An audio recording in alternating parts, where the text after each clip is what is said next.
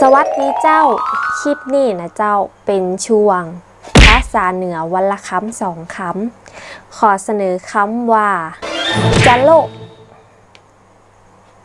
จะโลแปลว่าพุ่งไปข้างหน้านะเจ้ายกตัวอย่างเช่นกระโดดจะโลไปตั้งหน้ารถปุ่งจะโลไปตั้งหน้าอีนะเจ้าประมาณนี้เนาะคำที่สองซดแปลว่าโพยกตัวอย่างเช่นเวลาใส่ถุงมือปุ๊ดกระนิ้วกระยซดออกมานะเจ้าหรือจะเป็นลูกอมเวลาเฮาแก้ถุงแล้วเฮาบีบขึ้นมามันจะซดขึ้นมาอีกนะเจ้าเป็นการโพขึ้นมา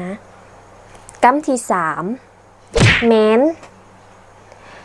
นกับคล้ายๆกับซดนะเจ้าแต่ซดนี่จะโผล่ออกมา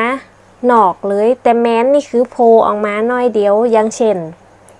เวลาปิดประตูแง้มๆออกมาแล้วก็จะแม้นหน้าออกมาโผล่อีกประมาณนี้นะเจ้า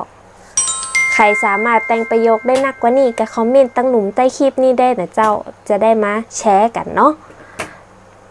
อย่าลืมกดไลค์กดแชร์กดติดตามและกดกระดิ่งจะได้บ่พลาดคลิปใหม่ๆแล้วป้ากันใหม่คลิปหน้าไปแล้วเจ้าบ๊ายบาย